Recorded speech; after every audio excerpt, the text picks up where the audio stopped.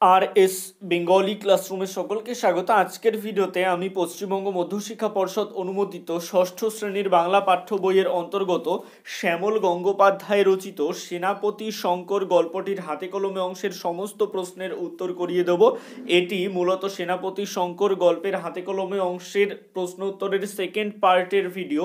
এর আগে পার্ট 1-এর ভিডিওতে আমি 11 দাগ পর্যন্ত সমস্ত প্রশ্নের উত্তর করিয়ে দিয়েছিলাম। আজকের ভিডিওতে আমি মূলত 12 দাগ থেকে শেষ পর্যন্ত বাদবাকি যে কটি প্রশ্ন রয়েছে সমস্ত প্রশ্নের উত্তর করিয়ে দেবো। সুতরাং তোমরা ভিডিওটি স্কিপ না করে একদম প্রথম থেকে শেষ পর্যন্ত দেখবে।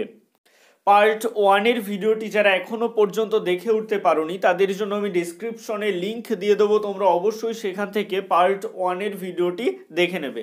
শুরু করছি আজকের মূল ভিডিও, সেনাপতি শঙ্কর গল্পটির হাতে কলমে অংশের সমস্ত প্রশ্নের উত্তর। 12 দাগে বলা হচ্ছে নিচের বাক্যগুলি থেকে উদ্দেশ্য ও বিধেয় অংশ খুঁজে নিয়ে লেখো। একটি বাক্যে যার সম্পর্কে কোনো কিছু বলা হচ্ছে সে হলো উদ্দেশ্য এবং তার সম্পর্কে যা কিছু বলা হচ্ছে সম্পূর্ণটাই বিধেয়। যদিও উদ্দেশ্য অংশটাকে বড় করার জন্য উদ্দেশ্যের প্রসারক হিসেবে আরও কিছু শব্দ যুক্ত করা হলে সেই অংশটুকু উদ্দেশ্যর প্রসারক অংশে চলে যায়। যদিও এখানে উদ্দেশ্য এবং বিধেয় সম্পূর্ণ উত্তরটাই আমি বলে দেব, তবুও তোমরা যদি উদ্দেশ্য এবং বিধেয় আরও ভালোভাবে শিখতে চাও সেক্ষেত্রে তোমাদের ভাষা চর্চা বইয়ের 5ম অধ্যায়ের ওপর আমি একটি ভিডিও তৈরি করেছি। সেই অধ্যায়টি দেখলে আশা করি উদ্দেশ্য এবং বিধেয় সম্পর্কে তোমাদের একটা স্পষ্ট ধারণা হয়ে যাবে। তো ভিডিওটির লিঙ্ক আমি ডিসক্রিপশনে দিয়ে দেবো, তোমরা অবশ্যই সেখান থেকে ভিডিওটি দেখে নিতে পারো। এবারে চলে আসছি 12-র 1 দাগের উত্তরে। 12-র 1 দাগের বাক্যটিতে বিভীষণ দাস, এটা হবে উদ্দেশ্য, ব্র্যাকেটে লিখে নেবে উদ্দেশ্য প্রসারক আকন্দবাড়ি স্কুলের ক্লাস 5-এ। আর বিধেয় হবে এমু পাখির কথা বলছিলেন। 12-র 2 দাগের বাক্যটির উদ্দেশ্য হবে ধান, ব্র্যাকেটে লিখে নেবে উদ্দেশ্য প্রসারক স্কুলের সামনে ধান খেতে রোয়া। বিধেয় হবে সবে মাথা চাড়া দিয়ে উঠেছে। 12-র 3 দাগের বাক্যটির উদ্দেশ্য হবে পাখি, উদ্দেশ্য প্রসারক গাঢ় ছাই রঙের বিরাট এক। একটু ছোট্ট করে বলে রাখি, উদ্দেশ্য প্রসারক হলো উদ্দেশ্যটাকে আরো বড় করার জন্য কিছু কিছু শব্দ ব্যবহার করা হয়, সেটাই উদ্দেশ্য প্রসারক। 12-র 3 দাগে কোনো বিধেয় নেই, তাই এখানে লিখবে উহ্য। 12-র 4 দাগের বাক্য তন্ময় হয়ে শুনছিল শঙ্কর, এই বাক্যটিতে উদ্দেশ্য হলো শঙ্কর আর বিধেয় তন্ময় হয়ে শুনছিল। 12-র 5 দাগের বাক্য এই খোলামেলা পৃথিবীই সবচেয়ে বড় বই, এই বাক্যটির উদ্দেশ্য হলো পৃথিবী আর উদ্দেশ্য প্রসারক এই খোলামেলা, বিধেয় হলো সবচেয়ে বড় বই। এবারে চলে আসছি 13 দাগে, এখানে বলা হচ্ছে কথা চোখ, এই শব্দগুলির প্রত্যেকটিকে দুটি আলাদা অর্থে ব্যবহার করে বাক্য লেখো। কথা শব্দটিকে প্রথমে প্রতিশ্রুতি অর্থে ব্যবহার করে একটি বাক্য লিখবে, রাতুল চয়নকে কথা দিল কাল সে খেলতে আসবেই। তারপরে কথা শব্দটিকে উক্তি অর্থে ব্যবহার করে একটি বাক্য লিখবে, অনিকের কথা শোনার আগেই ঘন্টা পড়ে গেল। এরপর চোখ শব্দটিকে নয়ন অর্থে ব্যবহার করে একটি বাক্য লিখবে, বৃদ্ধ অনিলবাবু চোখে ভালো দেখতে পান না। চোখ শব্দটিকে নজর অর্থে ব্যবহার করে একটি বাক্য লিখবে, মায়ের চোখে সব সন্তান শ্রেষ্ঠ। 14 দাগের প্রশ্নে বলা হচ্ছে নিচের বাক্যগুলির মধ্যে কোনটি সরল, কোনটি জটিল, কোনটি যৌগিক বাক্য তা খুঁজে নিয়ে লেখো। এখানে সমস্ত প্রশ্নের উত্তরই আমি বলে দিচ্ছি, তবুও তোমরা যদি সরল বাক্য, জটিল বাক্য এবং যৌগিক বাক্য কাকে বলা হয় আরো ভালোভাবে বা সহজভাবে বুঝতে চাও সেক্ষেত্রে ডেসক্রিপশনে দেওয়া ভাষা চর্চা বইয়ের 5ম অধ্যায়ের ভিডিওর লিঙ্কটিতে ক্লিক করে তোমরা দেখে নিতে পারো। এবারে উত্তরগুলি লিখে নাও। 14-র 1 দাগের বাক্য জানালায় কোনো শিক নেই, এটি সরল বাক্য। 14-র 2 দাগ জেগে থাকতে দেখা আর স্বপ্নে দেখা জিনিস আজকাল শঙ্করের গুলিয়ে যাচ্ছে, এটা যৌগিক বাক্য। 14-র 3 দাগ পাখি দেখার জন্য যখন মাঠে বা বাগানে ঘুরবে তখন খুব সাবধানে পা টিপে টিপে চলবে। এটি জটিল বাক্য। 14 4 দাগ, বিভীষণ মাসাই যে তাকে এমন একটা কথা বলবেন তা ভাবতে পারেনি শঙ্কর। এটি জটিল বাক্য। এরপরে চলে আসছি 15 দাগে। এখানে বলা হচ্ছে নিচের শব্দগুলি দিয়ে বাক্য তৈরি করে একটি অনুচ্ছেদের রূপ দাও। এখানে দেখো নিচে বেশ কিছু শব্দ দেওয়া রয়েছে: গুঁড়ো, প্রকৃতি, জানালা, ডানা, ছায়া, শব্দ, স্বপ্ন, খোলামেলা। প্রথমত আমাদের এই শব্দগুলি দিয়ে বাক্য তৈরি করতে হবে এবং এই বাক্যগুলি ঠিক এমনভাবে সাজাতে হবে যাতে সেটি একটি অনুচ্ছেদের রূপ পায়।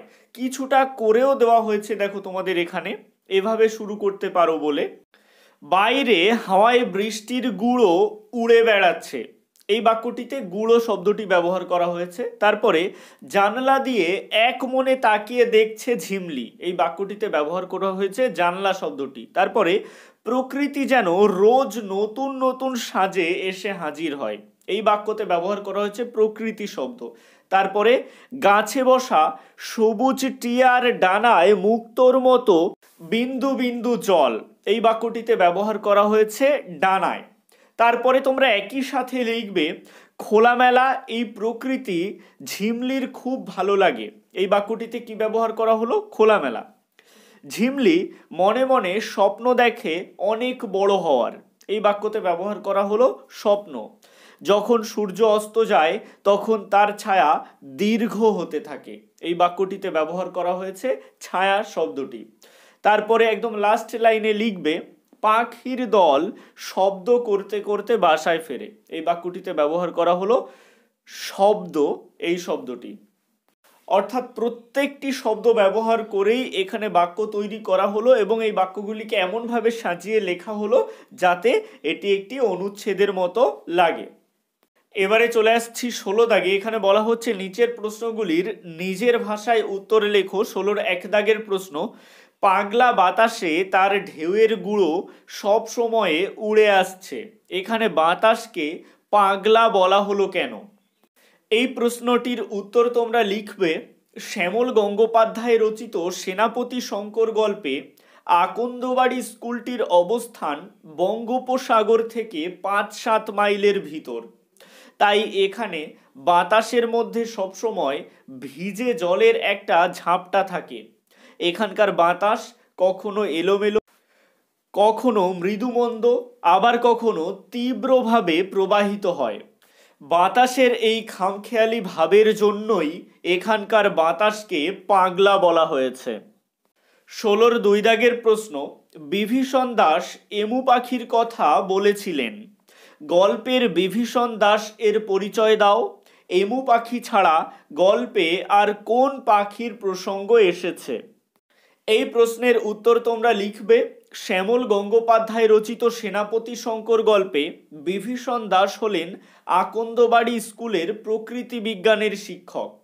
প্যারা চেঞ্জ করে একই সাথে লিখবে এমু পাখি ছাড়া গল্পে শঙ্খচিল, কাক, মাছরাঙা, পানকৌড়ি, তিতির, ডৌখোল, বাজ, হাঁড়ি চাচা প্রভৃতি পাখির প্রসঙ্গ রয়েছে। 16-র 3 দাগের প্রশ্নে বলা হচ্ছে শঙ্কর বুঝলো কোথাও একটা বড় ভুল হয়ে যাচ্ছে। কে এই শঙ্কর? তার স্বভাবের প্রকৃতি কেমন? তার যে কোথাও একটা বড় ভুল হয়ে যাচ্ছে এটা সে কিভাবে বুঝতে পারলো? দেখো এই গল্পটির মোট 3টে পার্ট রয়েছে। তো এর উত্তর লেখার ক্ষেত্রে প্রথমে বক্স করে পয়েন্ট করবে শঙ্কর কে। এই পয়েন্টের আন্ডারে লিখবে শ্যামল গঙ্গোপাধ্যায় রচিত সেনাপতি শঙ্কর গল্পে শঙ্কর আকন্দবাড়ি স্কুলের 5ম শ্রেণীর ছাত্র। পরের বক্স করে পয়েন্ট করবে শঙ্করের স্বভাব প্রকৃতি। এই পয়েন্টের আন্ডারে লিখবে শঙ্কর প্রকৃতি প্রেমিক ও ভাবুক প্রকৃতির ছেলে। ক্লাসের পড়াশোনায় মন না দিয়ে সে বাইরের প্রকৃতি দেখে। বিশেষত পাখির প্রতি শঙ্কর বেশি আকৃষ্ট হয়। এমনকি সে ঘুমিয়েও পাখির মতো ডানা মেলে ওড়ার স্বপ্ন দেখে। তারপর বক্স করে পয়েন্ট করবে শঙ্করের ভুল। এই পয়েন্টের আন্ডারে লিখবে ক্লাসের পড়ায় মনোযোগ না দিয়ে জানালা দিয়ে প্রাকৃতিক দৃশ্য দেখছিল শঙ্কর। এরপর মাস্টারমশাই যখন শঙ্করকে প্রশ্ন করেন, শঙ্কর আন্দাজে তার ভুল উত্তর দেয়। উত্তর শুনে মাস্টারমশাই ঠাট্টার সুরে কথা বললে শঙ্কর বুঝতে পারে তার কোথাও ভুল হচ্ছে।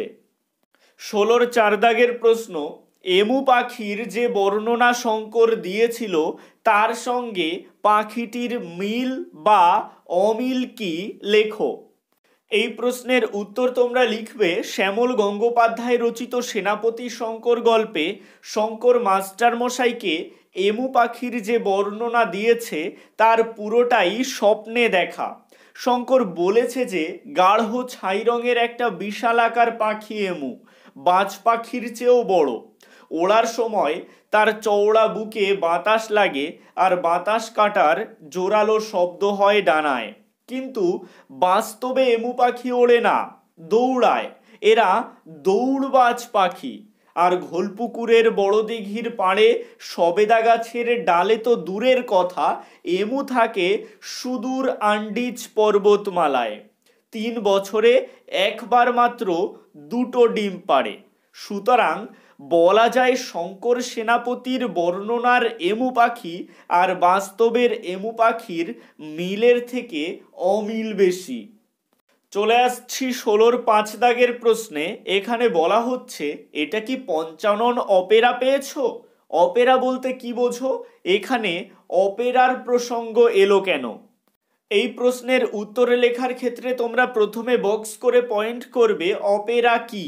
এই পয়েন্টের আন্ডারে লিখবে অপেরা হলো যাত্রাপালা বা যাত্রা গানের দল, যা একটি অন্যতম লোকশিল্প। পরে বক্স করে পয়েন্ট করবে অপেরার প্রসঙ্গ আসার কারণ। এই পয়েন্টের আন্ডারে লিখবে মাস্টারমশাইয়ের প্রশ্নের উত্তরে শঙ্কর নিজের কল্পনা থেকে এমু পাখির কথা বলতে থাকে। বাস্তবে এমু পাখির সঙ্গে তার মিল ছিল না। অপেরায় যেমন অভিনেতারা কল্পকাহিনী নাটকীয়ভাবে বলে যায়, শঙ্করও সেভাবে বানিয়ে বানিয়ে এমু পাখির কথা বলছিল। তাই বিভীষণ মাস্টারমশাই অপেরার প্রসঙ্গ তুলেছেন। এবারে চলে আসছি 16 6 দাগের প্রশ্নে। এখানে বলা হচ্ছে বলো, বলতেই হবে। কাকে এ কথা বলা হলো? উদ্দিষ্টকে কোন কথা বলতে হবে বলে দাবি জানানো হয়েছে। এই প্রশ্নটির উত্তরে লেখার ক্ষেত্রে তোমরা প্রথমে বক্স করে পয়েন্ট করবে কাকে বলা হয়েছে। এই পয়েন্টের আন্ডারে লিখবে শ্যামল গঙ্গোপাধ্যায় রচিত সেনাপতি শঙ্কর গল্প থেকে নেওয়া প্রশ্নোদ্ধৃত উক্তিটি ক্লাস 5-এর ছাত্র শঙ্কর সেনাপতিকে করা হয়েছে। তারপরে বক্স করে পয়েন্ট করবে কোন কথা বলতে হবে। এই পয়েন্টের আন্ডারে লিখবে শঙ্কর জানিয়েছিল যে সে ঘোলপুকুরের বড় দিঘির পাড়ে সবেদা গাছে এমু পাখি দেখেছে। সে পাখি বাজ পাখির চেয়েও বড় আর ওড়ার সময় প্রচণ্ড শব্দ করে। প্যারা চেঞ্জ করে একই সাথে লিখবে কিন্তু বাস্তবে এমু পাখি আসলে দৌড়বাজ পাখি, সে উড়তে পারে না। আর তারা থাকে সুদূর আন্ডিজ পর্বতমালায়। শঙ্করের অবাস্তব বর্ণনায় উত্তেজিত বিভীষণ মাস্টার মশাই তাই দাবি জানান যে তাকে বলতেই হবে সে কিভাবে ঘোলপুকুরের সবেদা গাছে এমু পাখি দেখেছে। 16 7 দাগের প্রশ্ন, গল্প অনুসরণে আকন্দবাড়ি স্কুলে সে প্রকৃতি বিজ্ঞান ক্লাসে উদ্ভূত পরিস্থিতি নিজের ভাষায় লেখো। এই প্রশ্নের উত্তর তোমরা লিখবে শ্যামল গঙ্গোপাধ্যায় রচিত সেনাপতি শঙ্কর গল্পে আকন্দবাড়ি স্কুলে 5ম শ্রেণীর প্রকৃতি বিজ্ঞান ক্লাসে মাস্টারমশাই বিভীষণ দাস পাখি সম্পর্কে পড়াচ্ছিলেন। শঙ্কর নামের ছেলেটি পড়ায় মন না দিয়ে আনমনা হয়ে জানালার বাইরে ওড়া শঙ্খচিল পাখি দেখছিল। মাস্টারমশাই যখন শঙ্করকে তিনি কি পড়াচ্ছেন জিজ্ঞাসা করলেন, তখন শঙ্কর জানায় এমু পাখি। মাস্টারমশাই পুনরায় এমু পাখি সম্পর্কে জিজ্ঞাসা করলে শঙ্কর জানায় সে ঘোলপুকুরের বড় দিঘির পাড়ে সবেদা গাছের ডালে এমু পাখি দেখেছে। এও জানায় সেই পাখি অনেক বড়। ওড়ার সময় শব্দ হয়। আসলে শঙ্কর স্বপ্নে দেখা পাখির সাথে মিলিয়ে মিলিয়ে এমু পাখির বৈশিষ্ট্য বানিয়ে বলছিল। শঙ্করের ভুল উত্তর শুনে মাস্টারমশাই ব্যঙ্গ করলে ক্লাস শুদ্ধ সবাই হেসে ওঠে। বন্ধুরা তার পেট গরম ও স্বপ্ন দেখা নিয়ে উপহাস করতে থাকে। বিভীষণ মাস্টারমশাই প্রথমে শঙ্করের উপর রেগে গেলেও পরে তিনি শঙ্করের কল্পনাপ্রবণ ও প্রকৃতিপ্রেমিক মানসিকতাকে বুঝতে পারেন এবং শঙ্করকে উৎসাহ দেন যাতে সে আরও ভালো করে প্রকৃতি পর্যবেক্ষণ করতে পারে। মাস্টারমশাইয়ের উৎসাহে শঙ্কর গর্বিত হয়। 16 8 দাগের প্রশ্ন, স্বপ্নে সে অনেক কিছু জানতে পেরেছে। কার স্বপ্ন দেখার কথা বলা হয়েছে? স্বপ্ন দেখে সে কি জেনেছে? এই প্রশ্নের উত্তরের ক্ষেত্রে তোমরা প্রথমে বক্স করে পয়েন্ট করবে কার স্বপ্ন। এই পয়েন্টের আন্ডারে লিখবে শ্যামল গঙ্গোপাধ্যায় রচিত সেনাপতি শঙ্কর গল্প থেকে নেওয়া প্রশ্নোদ্ধৃত অংশে আকন্দবাড়ি স্কুলের ক্লাস 5-এর ছাত্র শঙ্কর সেনাপতির স্বপ্ন দেখার কথা বলা হয়েছে। তারপরে বক্স করে পয়েন্ট করবে স্বপ্নে কি জেনেছে। এই পয়েন্টের আন্ডারে লিখবে স্বপ্নে শঙ্কর অনেক কিছু জানতে পেরেছে। শঙ্কর জেনেছে স্বপ্নে বাতাসের রং নীলচে, বাড়ি ঘরদোর খয়েরি রঙের, স্বপ্নে ধাক্কা খেলে কিংবা গুঁতো খেলে কোনো ব্যথাই লাগে না। এ যেন অনেকটা ঘোলপুকুরের বড় দিঘিতে ডুব দিয়ে মাটি তোলার পর ভেসে ওঠার মতো। জলের নিচে পোতা বাঁশে গা ঘষে গেলেও টের পাওয়া যায় না। 16 9 দাগের প্রশ্ন, পাখি দেখার জন্য যখন মাঠে বা বাগানে ঘুরবে তখন কিভাবে চলতে হবে? এই প্রশ্নের উত্তর তোমরা লিখবে শ্যামল গঙ্গোপাধ্যায় রচিত সেনাপতি শঙ্কর গল্পে বিভীষণ মাস্টারমশাই বলেছিলেন পাখি দেখার সময় যখন মাঠে বাগানে ঘুরবে তখন খুব সাবধানে পা টিপে টিপে চলতে হবে, যেন পায়ের শব্দ না হয়। জামা কাপড়ের রং শুকনো পাতার রং বা জলপাই রঙের হলে ভালো হয়। এই রং গাছের পাতার সঙ্গে মিশে থাকে। বেগুনি রঙের জামা পরলেও ভালো, পাখিরা বেগুনি রং দেখতে পায় না। 16 10 দাগের প্রশ্ন অর্থাৎ হাতে কলমে অংশের একদম শেষ প্রশ্নটি, তাদের কথা বলতে পারো? এই প্রশ্নের সূত্র ধরে বক্তা শ্রোতার কথোপকথনের অংশটুকু নিজের ভাষায় লেখো। এই প্রশ্নটির উত্তর তোমরা লিখবে শ্যামল গঙ্গোপাধ্যায় রচিত সেনাপতি শঙ্কর গল্পে শঙ্করের নানা প্রকার পাখি দেখার শখের কথা জানতে পেরে বিভীষণ মাস্টারমশাই তার দেখা আরও পাখির নাম জানতে চাইলে শঙ্কর কিছুটা লজ্জা পেয়ে মাছরাঙা, হাঁড়ি চাচা, ডৌখোল, পানকৌড়ি, তিতির প্রভৃতি পাখির নাম বলে। শঙ্করের কথা শুনে এবং তার প্রকৃতি প্রেমিক মানসিকতাকে উপলব্ধি করে মাস্টারমশাই খুশি হয়ে তাকে পৃথিবীর সব কিছু দু চোখ মেলে দেখার উপদেশ দেন। মাস্টারমশাই জানান এই খোলামেলা পৃথিবীই সবচেয়ে বড় বই। মাস্টারমশাইয়ের উৎসাহ পেয়ে শঙ্করের বুকটা গর্বে ভরে ওঠে। এটাই ছিল ষষ্ঠ শ্রেণীর বাংলা পাঠ্য বইয়ের অন্তর্গত শ্যামল গঙ্গোপাধ্যায় রচিত সেনাপতি শঙ্কর গল্পটির হাতে কলমে অংশের সমস্ত প্রশ্নের উত্তরের সম্পূর্ণ ভিডিওটি কেমন লাগলো অবশ্যই কমেন্টের মাধ্যমে জানিও। ভালো লাগলে একটা লাইক করে দিও এবং একই ক্লাসের বন্ধুদের সাথে ভিডিওটি শেয়ার করতে ভুলো না। আর তোমাদের যদি নির্দিষ্ট কোনো টপিকের উপর ভিডিও দরকার হয় অবশ্যই আমাকে কমেন্ট বক্সে জানাতে পারো। ভালো থেকো, সুস্থ থেকো সকলে। সবশেষে একটাই রিকোয়েস্ট, এখনও পর্যন্ত যারা আমার চ্যানেলটিকে সাবস্ক্রাইব করে উঠতে পারেনি তারা অবশ্যই RS বেঙ্গলি ক্লাসরুম এই চ্যানেলটিকে সাবস্ক্রাইব করুন আর পাশে থাকা বেল আইকনটিকে প্রেস করুন নতুন ভিডিওর আপডেট সবার আগে পেতে।